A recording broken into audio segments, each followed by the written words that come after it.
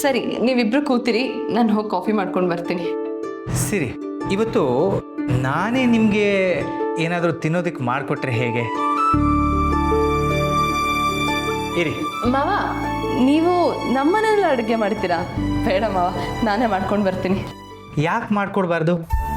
ರೆಸ್ಟೋರೆಂಟಲ್ಲಿ ಯಾರ್ಯಾರಿಗೂ ಅಡುಗೆ ಮಾಡ್ತೀವಿ, ಇಲ್ಲಿ ನಮ್ಮ ಮನೆಯವ್ರಿಗೆ ನಾನು ಅಡುಗೆ ಮಾಡಿಕೊಡ್ಬಾರ್ದಾ? ನಿನಗೆ ಅವಲಕ್ಕಿ ಉಪ್ಪಿಟ್ಟು ಇಷ್ಟ ಅಂತ ನನಗೆ ಗೊತ್ತು, ಅದನ್ನೇ ಮಾಡಿಕೊಡ್ಲಾ?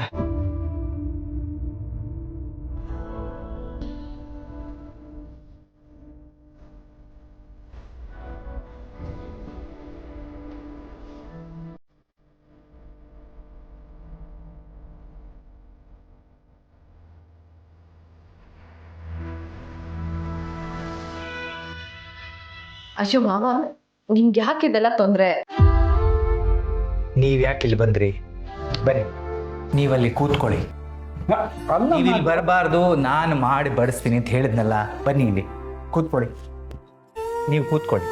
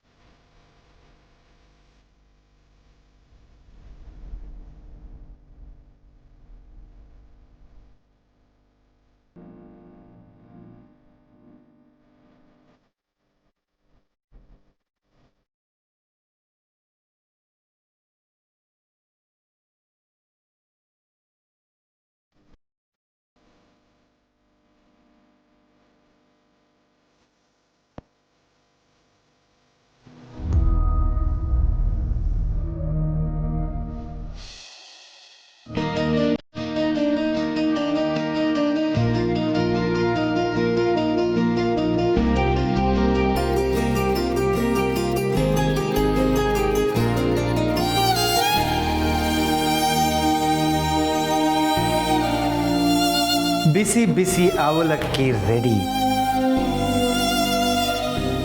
ತಿಂದು ರುಚಿ ಹೇಗಿದೆ ಅಂತ ಹೇಳಿ.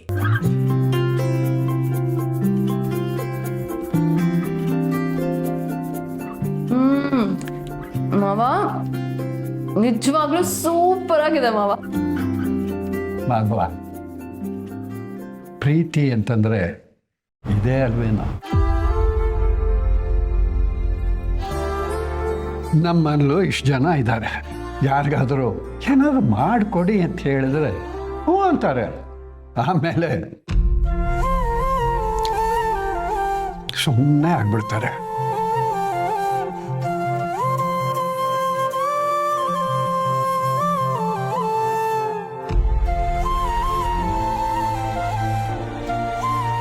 ಓ ಮಾಧವರಾಯರು, ಯಾವಾಗ ಬಂದ್ರಿ?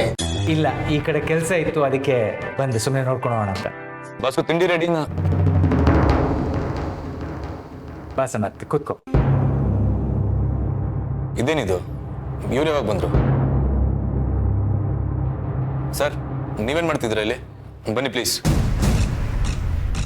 ಸಮರ್, ಮಾವ ನಮಗೋಸ್ಕರ ಎಷ್ಟು ರುಚಿಯಾಗಿ ತಿಂಡಿ ಮಾಡಿದ್ದಾರೆ.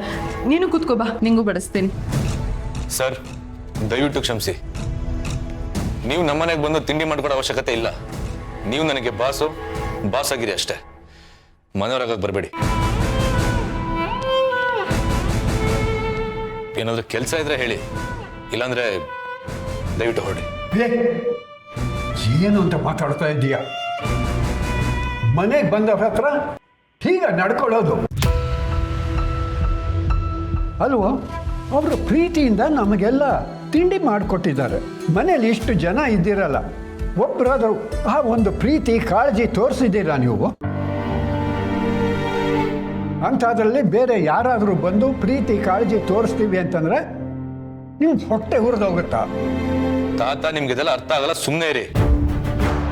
ಸರ್, ಕೆಲ್ಸದ ವಿಷಯ ಏನಾದ್ರೂ ಇದ್ರೆ ಹೇಳಿ, ಇಲ್ಲಾಂದ್ರೆ ಬನ್ನಿ, ನಾನು ಡ್ರಾಪ್ ಮಾಡ್ತೀನಿ. ಇಲ್ಲ ಬೇಡ, ಸರಿ ನಾನು ಬರ್ತೀನಿ. ಮಾವ, ದಯವಿಟ್ಟು ಬೇಜಾರು ಮಾಡ್ಕೋಬೇಡಿ. ಅಯ್ಯೋ, ನನಗೇನು ಬೇಜಾರಿಲ್ಲ. ಮಾಧವ, ನೋಡು, ನಿನಗೆ ಅವನ ಸ್ವಭಾವ ಏನು ಅಂತ ಚೆನ್ನಾಗಿ ಗೊತ್ತಿದೆ ಅಲ್ವಾ? ನೀನು ಯಾಕೆ ವರಿ ಮಾಡ್ಕೋತೀಯ? ಮಾಧವ, ಈ ಮನೆ ನನ್ನದು, ದತ್ತಂದು. ಈ ಮನೆಯಲ್ಲಿ ನಾನು ಹೇಳಿದ್ದೆ ನಡೆಯುತ್ತೆ ಹೊತ್ತು ಬೇರೆ ಯಾರು ಹೇಳಿದ್ದೋ ನಡೆಯಲ್ಲ. ನೀನು ಅವ್ರ ಬಗ್ಗೆ ತಲೆ ಕೆಡಿಸ್ಕೋಬೇಡ ಕಣೋ. ಪರವಾಗಿಲ್ಲ ತಾತ, ನೀವು ಆರಾಮಾಗ್ತೀನಿ. ನನಗೂ ಚೂರು ಕೆಲಸ ಇದೆ, ಬರ್ತೀನಿ.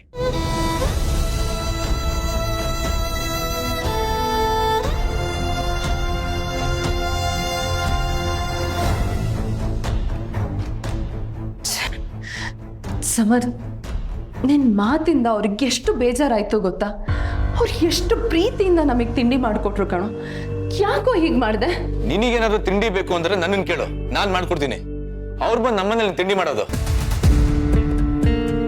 ಇದೇ ತರ ಅವ್ರು ನಮ್ಮ ಅಮ್ಮಂಗೆ ಹತ್ರ ಆಗಿ ನಮ್ಮ ಅಮ್ಮನೇ ನನ್ನಿಂದ ಕಿತ್ಕೊಂಡ್ರು.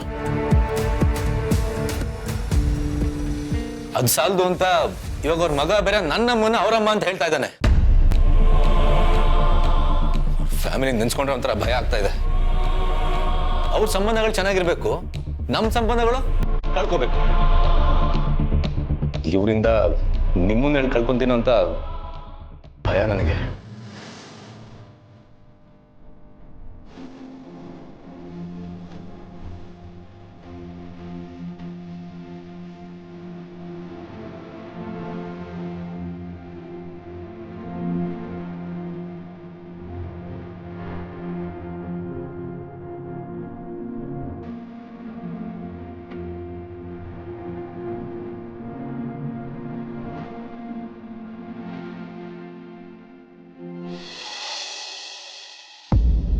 ನನ್ನ ಮೇಲೆ ಇನ್ನೂ ಕೋಪ ಹೋಗಿಲ್ವಾ?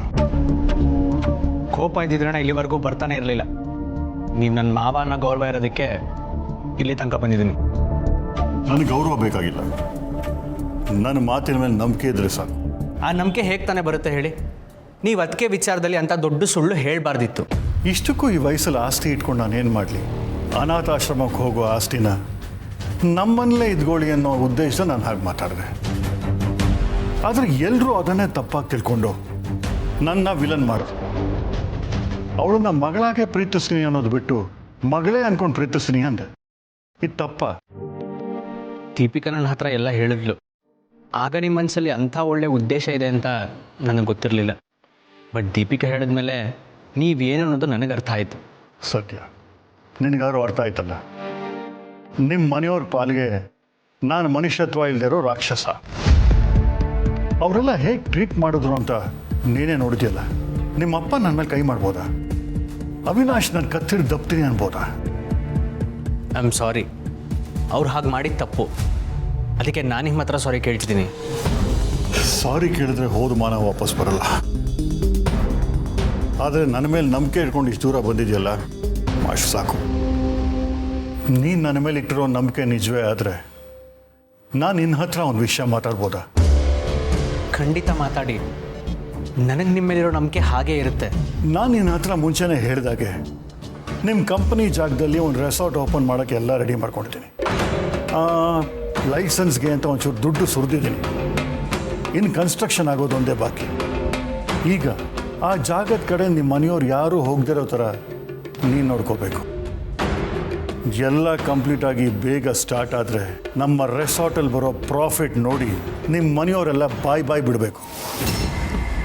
ನನಗಿರೋ ಇನ್ಫ್ಲೂಯೆನ್ಸ್ಗೆ, ನನಗಿರೋ ಪೊಲಿಟಿಕಲ್ ಕಾಂಟ್ಯಾಕ್ಟ್ಸ್ಗೆ ಅವ್ರಿಗೆಲ್ಲ ಇಲ್ಲಿ ಬಂದು ಏನು ಬೇಕಾದ್ರೂ ಮಾಡ್ಬೋದು ಅಂತ ಹೇಳಿದ್ರೆ ದೆನ್ ಕೋಟಿ ಕೋಟಿ ಕೋಟಿ ಬಂದು ನಮ್ಮ ಕಾಲ್ ಕೆಳಗೆ ಬಿದ್ದಿರುತ್ತೆ. ಆಗ ಅವಿ ಕಂಪ್ನಿ ಏನು, ನಮ್ಮ ಕಂಪ್ನಿನ ಒಂದು ದೊಡ್ಡ ಸಾಮ್ರಾಜ್ಯ ಥರ ಬೆಳೆಸ್ಬೋದು. ನಿಮಗೆ ನಾನು ಹೇಗೆ ಥ್ಯಾಂಕ್ಸ್ ಹೇಳ್ಬೇಕಂತಾನೆ ಗೊತ್ತಾಗ್ತಿಲ್ಲ ಪಾಪ. ಅಲ್ಲ, ನಮ್ಮ ಮನೇಲಿ ಅಷ್ಟೆಲ್ಲ ಅವಮಾನ ಆದ್ರೂ ನೀವು ಅದನ್ನು ಯಾವುದನ್ನು ಮನಸ್ಸಲ್ಲಿ ಇಟ್ಕೊಳ್ದೆ ನನ್ನ ಬೆಳವಣಿಗೆಗೆ ಹೆಲ್ಪ್ ಮಾಡ್ತಾ ಇದ್ದೀರಾ. Thank you thank you so much ಪಪ್ಪ. ನೀವು ಹೇಗೆ ಹೇಳ್ತಿರೋ ಹಾಗೆ ಆ ಜಾಗ ನಿಮ್ಮದು ಅಂದ್ಕೊಳ್ಳಿ. ಆದಷ್ಟು ಬೇಗ ಕೆಲಸ ಶುರು ಮಾಡಿಸಿ. ಥ್ಯಾಂಕ್ ಯು, ದಟ್ಸ್ ಮೈ ಬಾಯ್. ಸರಿ ಪಪ್ಪ, ನಾನು ಹೊರಡ್ತೀನಿ. ಏನೇ ಇದ್ರೂ ಕಾಲ್ ಮಾಡಿ. ಬಾಯ್.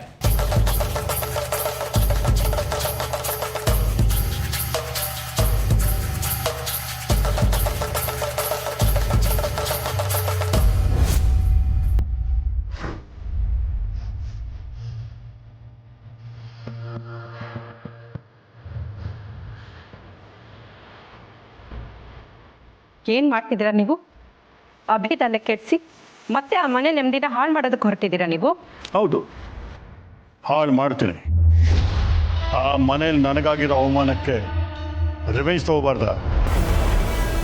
ಎಲ್ಲರೂ ನನ್ನ ಮೇಲೆ ಹೇಗೆ ತಿರುಗಿ ಬಿದ್ರು, ಬಿಡಲ್ಲ. ಒಬ್ಬೊಬ್ಬರಿಗೂ ಪಾಠ ಕಲಿಸ್ತೀನಿ. ಆ ಮನೆನ ಸರ್ವನಾಶ ಮಾಡೋಕ್ಕೆ ಅಭಿನೇ ನನಗೆ ಅಸ್ತ್ರ.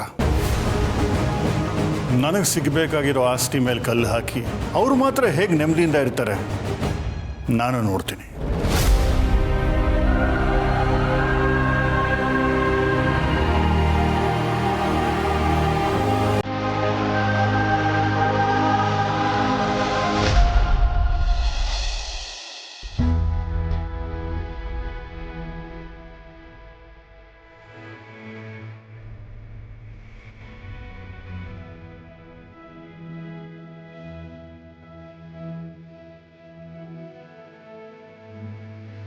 ಈಗ ಏನಾಯ್ತು ಅಂತ ಈ ಥರ ಮುಖ ಊದಿಸ್ಕೊಂಡು ಕೂತಿದ್ಯಾ?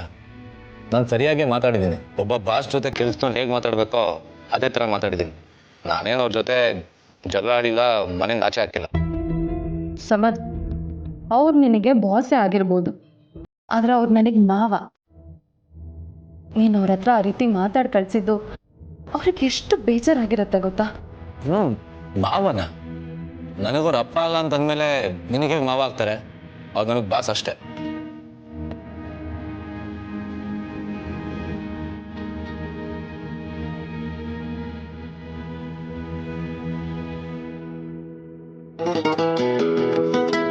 ಆಯ್ತು, ಅವ್ರು ಮಾಡಿದ ತಿಂಡಿನ ನೀನು ಹೊಟ್ಟೆ ತುಂಬ ತಿಂದೆ ತಾನೆ? ನನಗೆ ಹೊಟ್ಟೆ ಹಸಿತಾ ಇದೆ, ತಿಂಡಿ ಮಾಡ್ಕೊಡ್ತೀಯಾ ಅಥವಾ ಹಾಗೆ ಖಾಲಿ ಹೋಟೆಲ್ ಕಳಿಸ್ತೀರಾ? ಬಾ, ಮಾಡ್ಕೊಡ್ತೀನಿ. ಬೇಡ ಬೇಡ, ಈ ನನ್ನ ಮಗುಗೆ ಅಮ್ಮ ಆಗೋಳು. ನೀನು ತಿಂಡಿ ಮಾಡೋದಂತೆ, ನಾನು ತಿನ್ನೋದಂತೆ. ಬೇಡ, ಇವತ್ತು ತಿಂಡಿನ ನಾನೇ ಮಾಡ್ಕೋತೀನಿ. ಏ ಸಮದ್,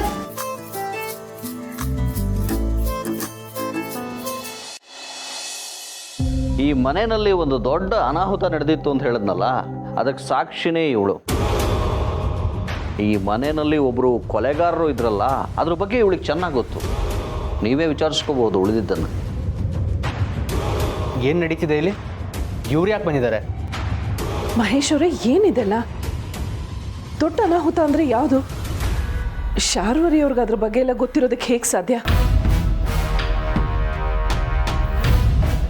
ಅದು ನಾನು ವಿಚಾರಿಸ್ತೀನಿ. ಶಾರ್ವರಿ ಮೇಡಮ್, ನಾನು ನಿಮ್ಮ ಜೊತೆ ಮಾತಾಡ್ಬೋದಾ?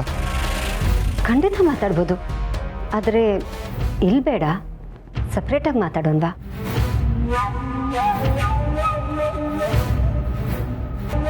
ಸಪ್ರೇಟಾಗಿ ಮಾತಾಡೋದಾ? ಯಾಕೆ? ಅದು ಏನಿತ್ತು ಅದನ್ನೆಲ್ಲರ ಮುಂದೆ ಹೇಳು, ಮನೆಯವ್ರಿಗೆಲ್ಲ ಸತ್ಯ ಗೊತ್ತಾಗಲಿ. ಚಿಕ್ಕಮ್ಮ, ನೀವೇನಿಗೆ ಗಾಬರಿ ಆಗ್ತೀರಾ? ಏನೇನು ಹೇಳಬೇಕೋ ಅದನ್ನೆಲ್ಲ ಇಲ್ಲೇ ಹೇಳಿ, ನಮಗೂ ಎಲ್ಲ ವಿಚಾರ ಗೊತ್ತಾಗಲಿ.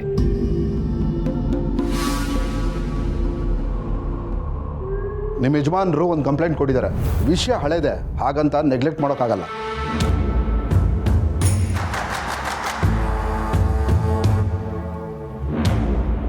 ಅವತ್ತೊಂದಿನ ಪೂರ್ಣಿ ಅವರಿಗೆ ಔಷಧಿ ಕೊಡಬೇಕಾದ್ರೆ ಏನೋ ಮಿಕ್ಸ್ ಮಾಡಿದಿರೋ ಬಗ್ಗೆ ಇವ್ರು ಕಂಪ್ಲೇಂಟ್ ಕೊಟ್ಟಿದ್ದು.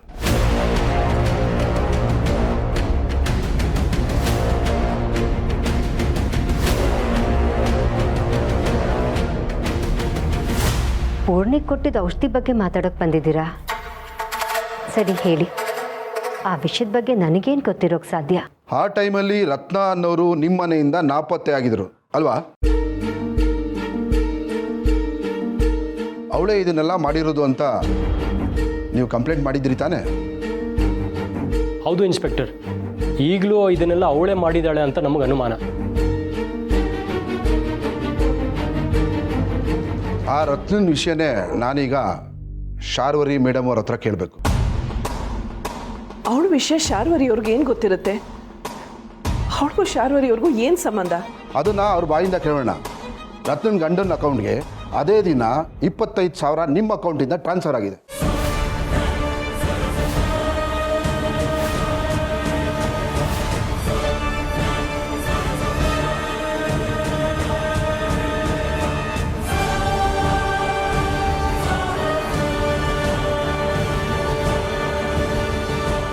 ಏನಿದೆಲ್ಲ?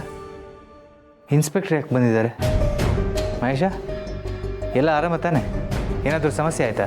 ಸಮಸ್ಯೆ ಹಳೆದೇ ಅಣ್ಣ. ಆದರೆ ಆ ಸಮಸ್ಯೆ ಯಾಕಾಯಿತು ಅಂತ ನಾವು ತಿಳ್ಕೊಳ್ಳೋದನ್ನು ಮರೆತುಬಿಟ್ಟಿದ್ದೀವಿ. ಆ ಸಮಸ್ಯೆಗೆ ಉತ್ತರ ಸಿಗಬೇಕು ಅಂತ ಇವತ್ತು ನಾನು ಇನ್ಸ್ಪೆಕ್ಟರ್ನ ಕರೆಸಿದೆ.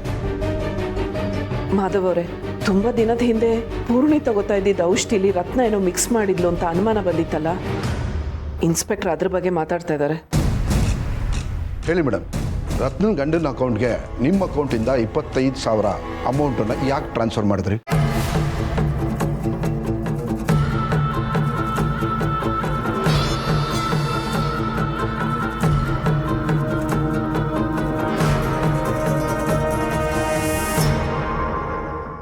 ಏನು ಮಾತು ಅಂತ ಆಡ್ತಿದ್ದೀರಾ? ಅವರು ನನ್ನ ಹತ್ರ ಬಂದು ನನಗೆ ಕಷ್ಟ ಇದೆ, ನನಗೆ ದುಡ್ಡು ಬೇಕು, ನಮ್ಮಮ್ಮ ಹಾಸ್ಪಿಟ್ಲಲ್ಲಿ ಅಡ್ಮಿಟ್ ಆಗಿದ್ದಾರೆ ಅಂತಂದ. ಅದಕ್ಕೆ 25,000 ದುಡ್ಡು ಹಾಕ್ತೆ.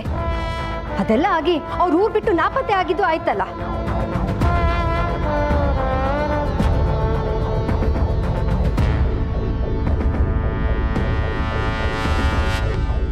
ರತ್ನಾನೇ ಔಷಧಿಲಿ ಏನೋ ಬೆರೆಸಿದಾಳೆ ಅಂತ ಗೊತ್ತಾದ್ಮೇಲೆ ನನಗೂ ವಿಷಯ ಕೇಳಿ ಶಾಕ್ ಆಯ್ತು.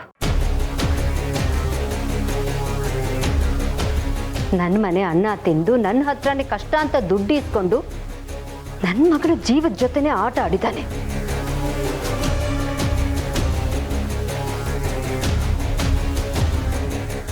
ಅಂಥವನ್ನ ಸುಮ್ಮನೆ ಬಿಡಬಾರ್ದು ಅಂತಲೂ ಅನ್ನಿಸ್ತು. ಅಂಥ ಪಾಪಿಗೆ ನಾನು ದುಡ್ಡು ಕೊಟ್ಟು ಸಹಾಯ ಮಾಡಿದ್ನಲ್ಲ ಅಂತ ನನ್ನ ಮೇಲೆ ನನಗೆ ಬೇಜಾರಾಯಿತು. ಈ ಕಾಲದಲ್ಲಿ ಕಷ್ಟ ಅನ್ನೋರಿಗೆ ಸಹಾಯ ಮಾಡೋದೇ ತಪ್ಪಾಗೋಯ್ತು. ಇನ್ಸ್ಪೆಕ್ಟರ್, ಶಾರ್ವರಿ ಅವನಿಗೆ ದುಡ್ಡು ಹಾಕಿದ್ದಕ್ಕೂ ರತ್ನ ಪೂರ್ಣಿಗೆ ವಿಷ ಹಾಕಿದ್ದಕ್ಕೂ ನೀವೇನಾದರೂ ಲಿಂಕ್ ಮಾಡ್ತಾ ಇದ್ದೀರಾ? ಹಾಗೇನಾದರೂ ಇದ್ದರೆ ಅದನ್ನು ಇಲ್ಲಿಗೆ ಬಿಟ್ಬಿಡಿ.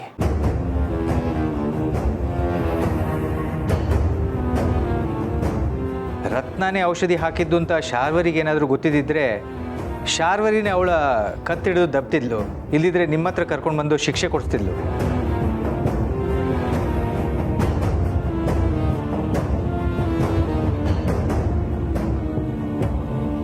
ಶಾರ್ವರಿ ಈ ಮನೆ ನಂದದೀಪ ಇದ್ದ ಹಾಗೆ. ಆ ದೀಪ ಉರಿತಾ ಇರೋದು ಈ ಮನೆಗೆ ಬೆಳಕು ಕೊಡೋದಿಕ್ಕೆ.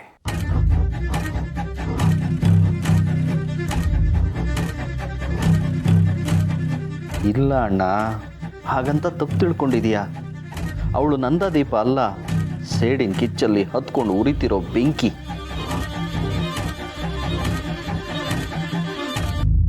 ಅದೆಲ್ಲ ಸರಿ ಮಾಧವ್ ಅವರೇ, ಶಾರ್ವರಿ ಅವರು ದುಡ್ಡು ಹಾಕಿದ ವಿಷಯನ ಇಷ್ಟು ದಿನ ನಿಮ್ಗೆ ಯಾಕೆ ಹೇಳಲಿಲ್ಲ? ಅವನು ನನ್ನ ಹತ್ರನೇ ದುಡ್ಡು ತಗೊಂಡು ನಮ್ಮ ಬೆನ್ನಿಗೆ ಚೂರಿ ಹಾಕುವಂಥ ಕೆಲಸ ಮಾಡಿದ್ದಾನೆ ಅಂತ ನಾನು ಹೇಗೆ ಹೇಳಲಿ?